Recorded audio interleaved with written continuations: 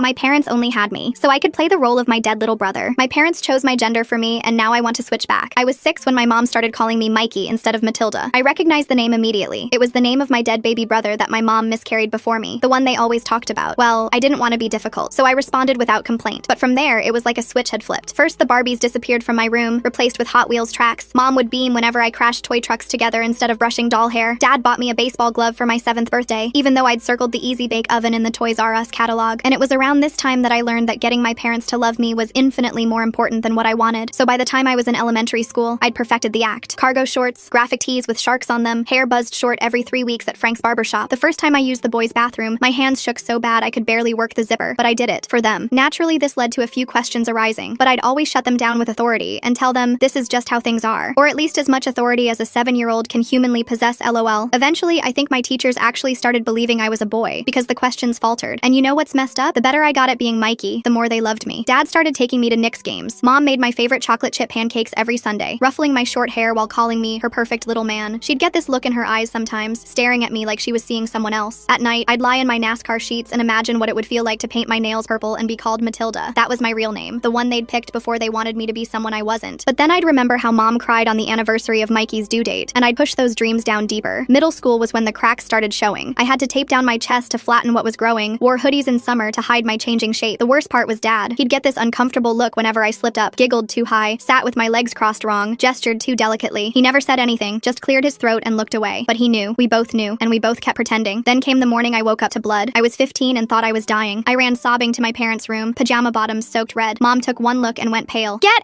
out!" she screamed. "Get out! Get out! Get out!" Dad grabbed my shoulders, steered me to the hallway. His hands were shaking. "Matilda," he said. My real name sounded foreign in his mouth. "We need to talk." That's when he told me everything. "When you were born a girl, Mom couldn't handle it," Dad whispered. "The doctor said playing along might help her heal." Rage boiled my blood. 9 years, I said. "You made me pretend for 9 years. It was the first time my family gave me permission to be angry, and now it was all coming out at once. Just do it for a little longer," he begged. "For her. Please. You're all she has left of him." I felt something inside me break. "I'm done being your ghost." The next day, I took my babysitting money to Target, bought everything Mikey was supposed to hate. Sundresses, lip gloss, hair clips, pink everything. The girl at the register smiled and said I had great taste. I almost cried right there in the checkout line. Mom was waiting when I got home. As soon as she saw the bags, her face went dark. "What did you do?" "I'm done being Mikey," I said, pulling out a yellow sundress. "My name is Matilda." She grabbed the kitchen scissors so fast I didn't see it coming, started shredding the dress, screaming about how I was culling her baby all over again. Dad tried to stop her, but she turned on him, scissors raised. That's when I dialed 911. The cops separated us. A social worker with tired eyes asked me questions while Mom sobbed in the kitchen. "I need to see some documents," she said. "Birth certificates, medical records." Dad returned with papers, hands trembling. The social worker spread them across our table, cross-referencing on her tablet. Her frown deepened. "Mr. Peterson, you said your son died in 2009? March 15th, Mom whispered. "I held him for 6 minutes." The social worker showed her screen to her partner. They exchanged a look that made my stomach drop. "There's no death certificate on file. No birth certificate either. In fact," she scrolled, "there's no record of your wife giving birth at any hospital that year. These medical files show her only pregnancy was with Matilda." The room spun. Mom started laughing, this broken sound. Before anyone could say anything else, my mom screamed, "He was real! I have proof! The shoebox!" I stopped listening after that, because that's when I knew my life had been ruined for no other reason than my mom being an effing psycho. Mom lunged for the hall closet while screaming, "The shoebox under the winter coats." Dad tried to restrain her, but she elbowed him hard in the stomach. He doubled over, gasping. The social worker quickly blocked the closet, her voice calm but firm. She told Mom she needed to sit down. I noticed Mom's hands shaking violently, like she was having withdrawals. She kept scratching at her arms, leaving angry red marks on her skin. "You don't understand? I have his hospital bracelet!" Mom's voice cracked as she shouted. The officers exchanged concerned looks. One of them stepped away to radio for backup and a mental health professional. Through the kitchen window, I saw Mrs. Chen from next door peeking at the police cars. She had her phone out, and I knew she was already texting the neighborhood group chat. Within minutes, everyone would know something was happening at the Peterson house. An officer approached me, asking if I felt safe. I had to choose between watching Mom's breakdown or answering his questions. Mom kept whispering, "Mikey, Mikey, Mikey," over and over like a prayer. The sound made my skin crawl. While I spoke to the officer in the living room, trying to explain years of confusion in simple terms, Mom somehow slipped past everyone. She dumped the entire closet contents on the floor, frantically searching through winter coats and old boxes. Dad's phone started ringing. I recognized his mother's ringtone. The doorbell chimed at the same time, probably another nosy neighbor. And that's when Mom found the shoebox, clutching it to her chest like treasure. Without thinking, I started picking up the mess she'd made. It was automatic after years of keeping Mom happy, keeping the peace. The officer noticed my compulsive tidying and made a note on his pad. Mom opened the shoebox with shaking hands. Inside were tiny baby clothes, an ultrasound photo, and a handwritten birth plan for Michael James Peterson, dated 2009. My dead brother, who was never born. My phone buzzed. Emma texted, "OMG, are you okay? My mom says there's cops at your house." The social worker noticed and asked about my support system. I didn't know how to explain that my best friend thought I was a boy named Mikey. The social worker glanced at the ultrasound, asking Mom basic questions about the pregnancy. When did she find out? Which doctor? What hospital? While Mom rambled answers, I saw the social worker secretly photographing the documents with her phone. She kept Mom talking while gathering evidence. Dad was trying to delete something on his phone when an officer asked him to step outside for questioning. His face went white as he fumbled with the screen. Grandma Peterson's car screeched into our driveway. She stormed in, demanding to know why her son was being questioned. She grabbed Dad's arm, hissing about needing him to co-sign her home equity loan tomorrow. Even now, it was about money. The social worker turned to me, asking if I'd ever tried to tell anyone before. The words tumbled out. I tried telling my teacher in 3rd grade, but I trailed off, remembering how Mrs. Martinez had smiled and said I had such an imagination. Mom's Facebook started pinging with worried messages as Mrs. Chen's post spread through the neighborhood. Before anyone could stop her, Mom grabbed my phone and started responding as me, using my account to tell people everything was fine. From outside, I heard Dad telling the officer, "My wife's been struggling since the miscarriage." I couldn't help myself. I shouted from inside, "There was no miscarriage." Mom's face twisted. She still controlled my health insurance, she reminded me. She could cancel my therapy appointments if I kept lying. Tuesday's appointment was specifically for gender dysphoria treatment, the one thing keeping me sane. I was so exhausted. When addressing the social worker, I accidentally called her Mrs. Mom, then broke down crying in embarrassment. Years of training had messed with my head. Aunt Sarah, Mom's sister, arrived next. She pulled Mom aside, whispering urgently, "I can't keep covering for you, but I can't let them take you either." My stomach dropped. She knew something. She'd known all along. Through the window, I saw neighbors gathering on the sidewalk, whispering and pointing. I caught a fragment. Always thought that kid was off. Mom changed tactics, claiming the ultrasound was from her support group friend who'd lost a baby. She'd kept it for inspiration, she said. The lie was so smooth, I almost believed it myself. Emma's mom texted Dad, "If you need someone to take Matilda for a few days, but I need to know she's safe first." At least someone was using my real name. I'd had enough. I pulled up Mom's old Facebook on the tablet the social worker had left on the table. Her 2009 photos showed her drinking at wine club meetings throughout the months she claimed to be pregnant. She was tagged by 3 different friends, holding wine glasses, clearly not pregnant. Dad saw the posts and started to smile at catching Mom's lie. Then he noticed I was recording his reaction on the officer's suggestion. His smile vanished. Mom locked eyes with me, her voice deadly quiet. "You want to be a girl? Fine, but you'll do it without parents." I realized then that Mom had already sent a group text from my phone before the officers even arrived. The timestamp showed it was sent during the initial chaos. She'd used all our inside jokes perfectly, telling everyone I was having a breakdown and needed space. My hands trembled as I scrolled through the responses from friends offering support for my identity crisis. Dad was now telling the social worker that Mom was just trying to help me fit in better, while Mom told a different officer that Dad had forced his delusions on their daughter. They were already coordinating their stories, turning me into the problem child who couldn't decide who she wanted to be. The social worker asked to see more documentation. I remembered my old journal from when I was 8, hidden under my mattress. I ran to get it, hoping it would help my case. But when I opened it, my heart sank. Page after page in my childish handwriting. "I love being Mikey. Mommy smiles now." My own words would support their narrative. Grandma Peterson cornered the officer, insisting that I'd always been Mikey to them. She pulled out a Christmas card from last year, signed "Love Mikey" in my handwriting. She explained that this whole Matilda thing was just teenage rebellion, nothing more. The social worker asked about my morning routine. I explained how I'd left for school in my usual boy clothes, planning to change at Emma's house. But then she pulled up our Ring doorbell footage on Dad's phone. There I was, leaving in cargo shorts and a baseball jersey, looking every bit the teenage boy they claimed I was. My timeline was falling apart. An emergency custody evaluator arrived within the hour. She took notes as Mom expressed appropriate concern for her child's sudden gender confusion and mental health. Mom had shifted into concerned parent mode so smoothly it was terrifying. She even offered to get me help for my identity issues. While everyone was distracted, I grabbed Mom's iPad. I knew her password. It was Mikey's supposed birthday. My fingers flew across the screen until I found what I was looking for. Her Pinterest board titled "Raising My Angel Boy" started in 2014. She'd collected 2,847 pins over the years. Pictures of boy nurseries, articles about raising sons, quotes about boy moms, all while knowing I was Matilda. Dad's LinkedIn profile showed recent posts about teaching his son the family business. There was even a photo from last month of us at his office, me in a suit and tie, smiling uncomfortably. Every piece of evidence they'd created over the years was being weaponized against me. The doorbell rang again. Dr. Harrison from the pediatric clinic had arrived. He spoke to the social worker about Mom's devoted care during every appointment, how she'd always been so attentive to her son's needs. He mentioned my recent behavioral changes that had concerned the nurses. Of course they were concerned. I'd finally started pushing back. I tried to record Mom ranting about her ungrateful daughter, but she spotted my phone immediately. Her entire demeanor shifted. Suddenly she was crying about losing both her babies, putting on an Oscar-worthy performance for everyone in the room. The social worker actually put a comforting hand on her shoulder. School pickup time came and went. Mom's carpool partner texted asking where Mikey was for baseball practice. Another text about tomorrow's game. More evidence of the life they'd built for their fictional son. The officer called Frank from the barbershop to verify some details. Frank wouldn't speak against his customers. He needed their business. He simply confirmed that he cut the kid's hair every 3 weeks. Nothing more. Another dead end. I noticed Mom was wearing her baseball team hoodie, the one with Mikey's mom embroidered on the back in big blue letters. She wouldn't take it off even when the officer suggested she might be more comfortable without it. She was clinging to her fantasy even now. Mom suddenly became reasonable, offering to get me help for my confusion if everyone would just leave. She promised to support my journey, whatever I I decided. The social worker seemed impressed by her willingness to compromise. I wanted to scream that it was all an act. When I refused Mom's offer, the social worker documented it as concerning resistance to reconciliation. She noted that I was rejecting my mother's support during a difficult time. Everything I did was being twisted against me. The social worker received a phone call and stepped away. When she returned, her expression had changed. She'd spoken to someone named Rebecca about the ultrasound photo. The name on it was Walsh, but Mom's maiden name was Harris. Mom had stolen the ultrasound from a real grieving mother. Dad's face crumpled. He admitted to finding Mom's memory box years ago, but thought it was from a cousin or friend she was supporting. He'd never imagined she'd created an entire fantasy around a baby that was never hers. I examined the baby clothes in the shoebox more carefully. The price tags were still attached, dated 2014, not 2009 when the supposed miscarriage happened. Mom had been planning this transformation for years before she actually did it. Grandma Peterson pulled Dad aside. Her voice carried even though she was trying to whisper. She made it clear either he supported his wife or he'd lose his inheritance. Grandpa's will was very specific about family loyalty. I watched Dad's shoulders slump in defeat. Dad returned to the social worker, suddenly claiming he'd misunderstood the situation. Maybe I was confused. Maybe they should listen to what Mom had been saying. His betrayal hit harder than any of Mom's lies. I texted Emma's mom, begging her to check if there was any Michael Peterson in the 2009 obituaries. I was playing their game now, gathering my own evidence. Later, I accidentally ran into Mom's pregnant coworker at the pharmacy while with Aunt Sarah. I asked about the ultrasound photos on Mom's desk at work, the ones she showed everyone. The coworker looked confused. There were no photos on Mom's desk. Mom's Google Photos account was still logged in on the iPad. The auto backup revealed years of collecting boy-mom content and fake ultrasounds from various websites. She'd been building her fantasy since 2014, creating a digital shrine to a son who never existed. A car pulled up fast. Dad's sister Rebecca had driven 2 hours after getting my desperate message. She stormed in demanding custody of her niece, not nephew. Finally, someone who saw me for who I really was. The CPS supervisor arrived to mediate. Both aunts had equal claim for temporary custody. While they argued, I missed my therapy appointment. My therapist texted about the no-show fee. Another consequence of this chaos. I checked my bank app. The Target shopping spree had maxed out my babysitting savings. I couldn't even afford lunch at school tomorrow. The price of trying to be myself was adding up in ways I hadn't expected. Mom orchestrated a confrontation at the grocery store when she spotted me with Aunt Rebecca. She sobbed loudly about kidnapping, drawing stares from other shoppers. Rebecca held my hand tightly as we walked away, but the damage was done. Everyone had seen the dramatic scene. The principal called Rebecca's phone. I'd been marked absent for 3 days now. If I missed any more school, I'd lose my honor roll status. College applications were due next month. My entire future was crumbling because I'd dared to wear a dress. That night, I slept on Rebecca's couch while Mom posted missing my baby on Facebook with all my boy photos. The comments poured in supporting her, praying for Mikey's safe return. She'd turned me into a runaway son instead of a daughter fighting for her identity. Dad texted me directly for the first time. Just come home and be Mikey until you're 18, then do whatever you want. The path of least resistance. 3 more years of living a lie. I deleted the message without responding. Emma's mom received an anonymous call about harboring a runaway. Someone threatened her daycare license if she kept helping me. She had to ask me not to visit anymore. Mom's reach was extending everywhere. Emma herself texted next, crying emojis filling the screen. Her parents were threatening to switch her schools if she stayed involved with my situation. She was sorry, so sorry, but she couldn't lose everything for me. I understood, but it still hurt. I kept posting my truth on Instagram despite losing followers daily. Friends I'd had since elementary school unfollowed me. The baseball team blocked me en masse. My social life was evaporating. Aunt Rebecca asked me a hard question while making dinner. What if Mom really believed she'd had a son? What if she was sick, not evil? I couldn't answer. The distinction mattered for treatment, but not for the damage done. I made a TikTok admitting something I'd never told anyone. In 4th grade, a girl had called me pretty. I'd hit her. Not hard, but enough to make her cry. I'd done it to maintain my cover as Mikey. The guilt had eaten at me for years. Rebecca helped me access Dad's email. He'd never changed his password from my birthday. There they were. Forwarded Amazon receipts from Mom. Orders for Mikey's clothes placed just days after she'd viewed my birth certificate online. She'd always known I was Matilda. The emergency hearing was moved up. Mom's lawyer claimed parental alienation by extended family members. Rebecca had to give a deposition. The legal bills were mounting on both sides. In court, Mom told the judge she just wanted me to have the confidence of a boy in a sexist world. She made it sound noble, like she was protecting me from discrimination. Some people in the gallery nodded along with her speech. Then Mom genuinely cried, talking about losing her mother to breast cancer. She couldn't face raising another girl, only to possibly lose her the same way. Real tears, real pain, but it didn't excuse what she'd done to me. I had to admit on record that I'd played along for years. I'd even corrected people who questioned whether I was really a boy. My credibility was shattered by my own survival tactics. Mom's lawyer presented videos from over the years. There I was at 8, joyfully playing baseball. At 10, proudly showing off a skateboard trick. At 12, laughing with the boys' basketball team. I looked genuinely happy in all of them because I'd learned that being Mikey meant being loved. Rebecca's lawyer filed a motion to compel psychiatric evaluation for Mom. Her public statements about Mikey demonstrated potential harm to a minor. It was a small victory in a losing battle. The judge ordered supervised visitation only. Mom collapsed in genuine grief. We'd lost each other. She'd lost her fantasy son, and I'd lost any chance of a normal mother. We were both grieving different versions of the same person. Dad filed a claim that Rebecca had coached me. He produced texts taken out of context, making it seem like she'd convinced me to reject my parents. The betrayal went deeper than I'd imagined. Everything hinged on Dr. Patricia Kumar, Mom's therapist of 10 years. She held the keys to Mom's mental state, but therapist-patient privilege meant she could only share limited information. Our entire case might depend on what she could legally say. Mom's manipulation grew more sophisticated. She posted old videos of me saying I loved being a boy, carefully edited to remove the context, usually her promising some reward if I performed well. My own voice was being used against me. The custody evaluator interviewed my teachers. 3 sided with Mom, talking about what a devoted mother she'd always been. 2 supported me, mentioning times they'd noticed something seemed off. The principal remained neutral, not wanting to divide the school community. Support letters poured in from both sides. The mailman wrote one for each party. The community was splitting down the middle, everyone choosing sides in a battle that should never have existed. The judge ordered psychological evaluations for everyone, but the earliest appointment was 6 weeks out. 6 weeks of limbo, living with Rebecca while my parents prepared their next move. 6 weeks of missed school, therapy, and normal teenage life. I called Mom's best friend Janet, hoping for an ally. She admitted she'd always wondered about the situation, but Mom had seemed so happy finally. After years of trying to conceive, she'd finally had her boy. Janet provided Mom's fertility clinic records but refused to testify against her friend. Mom's own Facebook posts from 2008 to 2009 became evidence. Post after post about fertility struggles, including one that said, "Doctor says my eggs are no good, but I will be a mother." Posted just 2 months before she claimed to be pregnant with Mikey. Dad finally broke down during a meeting with social services. He admitted Mom had threatened Sewers lied if he didn't play along with a Mikey fantasy. He couldn't lose her too, he said. He'd already lost so much. His enabling had come from fear, not malice, but the damage was the same. The Target employee who'd witnessed our confrontation provided a written statement. She'd seen Mom follow me into the store and wait by the dresses before approaching. She'd been hunting me, not randomly discovering my purchase. It became clear that Mom had spent my entire childhood preparing for this eventual rebellion. Every photo, every document, every social media post had been carefully curated to support her narrative of having a son. She'd documented the perfect boy while erasing all traces of Matilda. I finally understood something that broke my heart all over again. Mom needed me to be Mikey more than she needed me to exist as myself. I was never enough as Matilda. Only as her replacement son was I worthy of love. Rebecca and I decided to fight for custody rather than emancipation. If I was legally emancipated, there would be no protection for future Mikeys. Mom might adopt or foster, creating new victims. At least this way, there would be a record. Mom's own documentation backfired spectacularly. The school forms she'd filled out claiming I was transgender included her own notes about me refusing to accept biological sex. Her own words proved she'd been forcing the identity on me. I presented 47 pieces of evidence to the judge without anger, just exhaustion. Photos, documents, social media posts, text messages. The judge noted my unusual composure for a 15-year-old. I'd learned to shut down my emotions to survive. A clear pattern emerged from Mom's social media. Years of posts about being a boy mom, sharing articles about raising sons, joining groups for mothers of boys. Not a single post about daughters. Not one photo of me as Matilda after age 6. Both legal teams prepared for Dr. Kumar's testimony. Everything depended on what she could share without violating privilege. She held 10 years of Mom's secrets, 10 years of truth that might finally set me free. The courtroom was packed. Baseball team parents filled the rows behind Mom, while my real friends, all 3 of them, sat with Rebecca. Emma had come alone, sitting in the back corner, her eyes red from crying. Mom compulsively straightened the baseball photos she'd brought, arranging them on the table in front of her. I caught myself unconsciously deepening my voice when the judge asked me questions. Years of habit were hard to break. Dr. Kumar took the stand. She carefully stated that treatment had been ongoing for a decade and that she had concerns about the minor's safety. The judge noted the implications while Dr. Kumar avoided revealing privileged information. Her measured words spoke volumes. Then Grandma Peterson made her confession. She admitted telling Mom they'd write her out of the will if she didn't give them a grandson. The family business needed a male heir, she explained, as if that justified destroying my childhood. The judge ordered full psychological evaluations for our entire family, with separate therapeutic interventions required. The court-appointed document examiner approached with his findings. What he revealed made the entire courtroom gasp. The birth certificate had been crudely altered with whiteout and reprinting. Social services had suspected it from day one. Forgery of a government document was a felony, he stated clearly. Mom's delusion went deeper than anyone realized. She believed I was Mikey reincarnated, not just a replacement. Same soul, wrong body, she'd told Dr. Kumar in sessions. The therapist confirmed this without breaking privilege. Mom finally broke completely. She screamed that she'd had a miscarriage at 6 weeks, that Mikey was real to her. The judge had to call a recess as Mom sobbed uncontrollably. When we reconvened, the judge asked if I wanted Mom to face criminal charges for identity fraud. The courtroom held its breath. I thought about all the years of lies, the stolen childhood, the life I'd never lived. I chose mandatory therapy over prosecution. Mom needed help, not prison. I still wanted my real mother back someday, if that was even possible. The custody decision came swiftly. Rebecca was granted full custody, while my parents would get supervised visitation pending completion of their treatment programs. Mom wailed as the decision was read. The community reaction was immediate and harsh. Baseball parents turned their backs on me in the courthouse hallway. 3 neighbors approached Rebecca to offer support, while others whispered about that family situation. The Little League board announced they were relocating their fundraiser to avoid controversy. School became my next battle. I started sophomore year at a new school as myself, as Matilda. The administration had my records corrected, though some teachers still slipped and called me Mikey. I kept one photo from the happy times, a Halloween picture where I'd actually chosen my own princess costume before Mom made me change. Dad couldn't let go. He showed up at my new school with Mikey's baseball gear, insisting I'd want it back eventually. Security had to escort him off campus. Rebecca filed for a restraining order that afternoon, and it was granted to include both parents. Mom's treatment facility sent weekly updates to the court. She was struggling to accept reality, they reported. Some days she acknowledged having a daughter. Other days she insisted Mikey would come home. The therapist worked patiently with her delusions. I discovered mom had opened credit cards in Mikey's name. Identity theft on top of everything else. Rebecca helped me file fraud reports. The financial mess took months to untangle. Each document another reminder of how deep mom's fantasy had gone. Emma reached out through a mutual friend. She wanted to reconnect, but her parents still forbade it. We managed one brief meeting at a coffee shop. She cried, apologizing repeatedly. I understood her position, but our friendship couldn't survive the weight of everything that had happened. Dad moved in with Grandma Peterson. He sent letters through the court-appointed supervisor, each one more desperate than the last. He wrote about missing his child, though he still couldn't consistently use my real name. Sometimes he'd write Matilda, sometimes Mikey, like he was caught between two realities. The psychological evaluation results were extensive. Mom showed signs of complicated grief disorder and delusional disorder. Dad exhibited dependent personality traits and enabling behaviors. My evaluation showed remarkable resilience, but also complex PTSD from years of identity suppression. Janet, mom's friend, finally came forward with more evidence. She brought photos from mom's pregnancy period. Mom with wine glasses at book club, clearly not pregnant. She'd kept quiet out of loyalty, but couldn't watch another child suffer. Rebecca enrolled me in a support group for teens with identity issues. The first meeting was awkward. My situation was unique even among kids who'd faced family rejection. But slowly, I found my voice among peers who understood hiding your true self. Mom's Pinterest account became evidence in the custody review. Thousands of pins about raising boys, dating back years before she claimed Mikey existed. The board titled My Son's Future contained college plans, career paths, even wedding inspiration, all for a boy who was never born. The restraining order violations started small. Dad would drive past Rebecca's house slowly. Mom sent packages to my school addressed to Mikey Peterson. Each violation extended the order and added to their legal troubles. I legally changed my name to Matilda Rebecca Peterson, taking my aunt's name as my middle name. The courthouse clerk smiled as she processed the paperwork. It was the first official document in 9 years that showed my real name. Mom's facility arranged a supervised video call for my birthday. She'd made a cake and sang happy birthday to Mikey. The supervisor gently corrected her. Mom's face went blank, then she hung up. It was the last time I'd speak to her for months. The financial investigation revealed more fraud. Mom had claimed me as a dependent using Mikey's fabricated social security number. The IRS launched their own investigation. What started as identity confusion had spiraled into federal crimes. Rebecca's house became my sanctuary. She'd converted her guest room into a proper teenage girl's room, not overly pink or frilly, just normal. I spent hours staring at myself in the mirror, trying to recognize the person looking back. School counselors worked with me on catching up socially. 9 years of forced male socialization had left gaps. I didn't know how to navigate female friendships, how to exist in spaces I'd been banned from. Every day brought new challenges. Dad's letters became increasingly erratic. He'd write about Mikey's baseball stats, then apologize to Matilda, then beg Mikey to come home. Rebecca showed them to the court supervisor, who recommended extending his mandatory therapy. Mom escaped her facility during an outdoor activity. She made it to our old house, now up for sale, and barricaded herself inside. Police found her in my old room, surrounded by Mikey's things, singing lullabies. She was transferred to a more secure facility. The community division deepened. Local businesses had to choose sides. Frank's barbershop lost customers who supported me, while others boycotted places that still served my parents. The town newspaper ran a careful article about family crisis, without naming names, but everyone knew. Dr. Kumar testified at the final custody hearing. She revealed that Mom had been planning the transformation since before my birth, disappointed by ultrasounds showing a girl. The fantasy of Mikey had existed longer than I had. Rebecca hired a lawyer to pursue civil damages for the years of abuse, not for money, but to create legal precedent protecting other children. The case would take years, but it mattered for future Matildas. I started therapy specifically for identity reconstruction. Twice a week, I worked on discovering who Matilda actually was, separate from who Mikey had been forced to be. The therapist specialized in cases of imposed identity. Mom's mother, my other grandmother, finally spoke out. She'd been estranged from Mom for years, warning that her daughter's obsession with having a son was unhealthy. She'd tried to intervene when I was born, but Mom cut her off completely. The final custody review confirmed Rebecca's permanent guardianship. Mom's parental rights were suspended pending successful completion of intensive therapy. Dad retained limited rights, but only under strict supervision. The judge called it one of the most complex cases of psychological abuse he'd seen. 6 months later, I was thriving in my school's theater program. The stage became a place where playing a character was a choice, not a survival mechanism. Mom had started accepting reality in her intensive therapy, though progress was slow. Dad lived with his mother, processing years of enabling behavior. Rebecca provided the stable home I'd never had, with clear boundaries and unconditional acceptance. I was building my identity beyond survival mode, discovering I loved poetry, hated math, and had a talent for painting. At dinner, I still set 3 places at the table. One for me, one for Rebecca, and one for Hope. Hope that someday I'd have parents who could love Matilda, not the ghost of a boy who never existed.